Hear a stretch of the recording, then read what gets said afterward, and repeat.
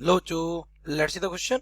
A schematic arrangement for a transmitting a message signal.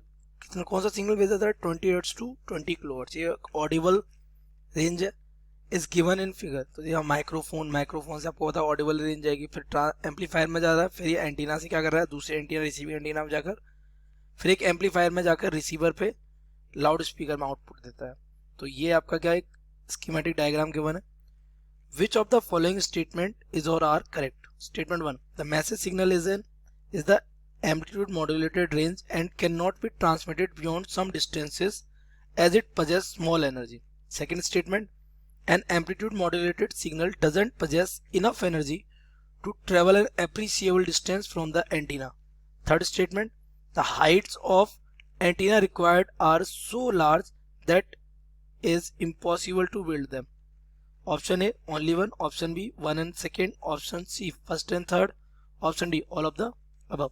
So let's see the key concept of this question.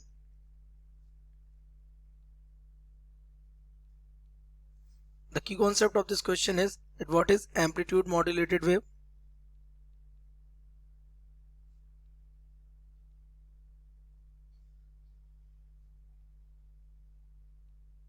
तो ये क्या होती है, when amplitude of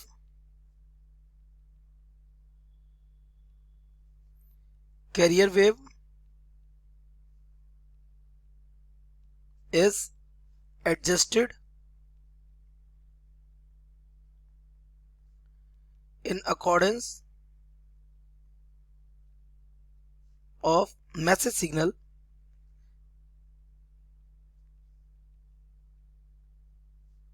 and merge them. उसके बाद उनको क्या कर दिया जाता है, मर्ज। इसे हम क्या कहते हैं, दिस इज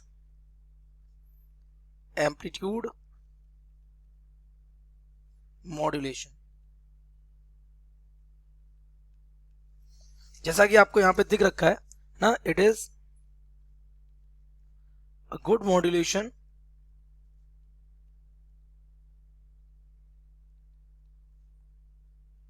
और ट्रांसमिशन फॉर वॉइस सिग्नल्स। किसके लिए, वॉइस सिग्नल। वॉइस सिग्नल जैसे कि आपको पता है ऑडिबल रेंज, कौन सी रेंज, ऑडिबल रेंज, जो कि आपकी कितनी होती है 20 हर्ट्ज से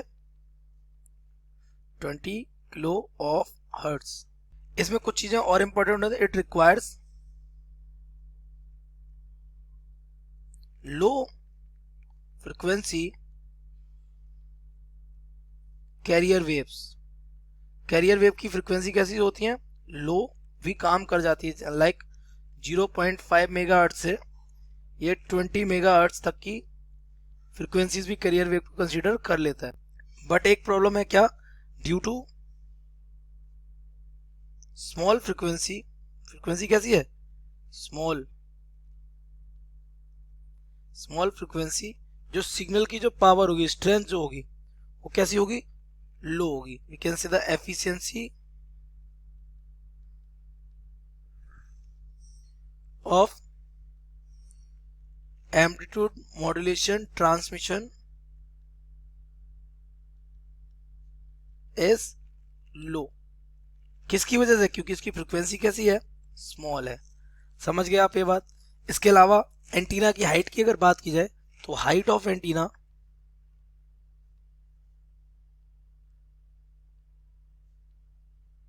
should be of the order of wavelength। किस ऑर्डर का होना चाहिए, वेवलेंथ के ऑर्डर का होना चाहिए। और इसकी जो वो ऑलमोस्ट होती है कितनी, हम लैम्डा बाई 4 कंसिडर कितनी करते हैं, कितना, lambda by 4। But frequency is small,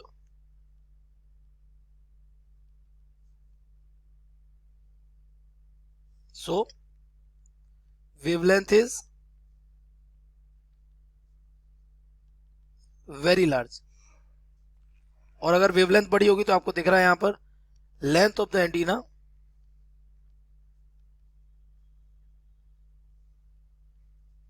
is also, ये किलोमीटर्स में आ जाता है, किस में आ जाता है, किलोमीटर्स में। अच्छा, ये जो एम्पलीट्यूड मॉड्यूलेटेड वेव है इसकी एफिशिएंसी जरूर कम है लेकिन इसकी स्पीड अच्छी खासी है, तो ये बहुत ज़्यादा डिस्टेंस तक नहीं फिर भी डिस्टेंस तक जाता है। तो अगर अपने स्टेटमेंट्स को देखें तो पहला, a message signal is an amplitude range, ये जो सिग्नल आपको यहाँ पे गिवन है ये फ्रीक्वेंसी और ये जो आपको पूरा स्कीमेटिक डायग्राम गिवन है, amplitude modulated range and can not be transmitted beyond the some distance as it possess small energy. तो स्मॉल एनर्जी क्यों होगी, क्योंकि उसकी फ्रीक्वेंसी कैसी है, स्मॉल, तो ये स्टेटमेंट हो जाएगा correct. Second, an amplitude modulation signal doesn't possess enough energy to travel an appreciable distance from the antenna, but इसकी स्पीड बहुत ज़्यादा होती है ना, लैक्स माइल्स पर सेकेंड की होती है, तो ये बहुत एप्रिसिएबल डिस्टेंस, ये एक वर्ड प्रॉब्लम क्रिएट करेगा, तो ये वाला statement incorrect. The height of the antennas requires are so large, है ना, एंटीना की हाइट कैसी रिक्वायर्ड होती है, सो लार्ज, ये स्टेटमेंट हो जाएगा करेक्ट। तो आपका फर्स्ट और थर्ड करेक्ट है, जो आपका सी में दिख रहा है, तो हम we can say the correct option,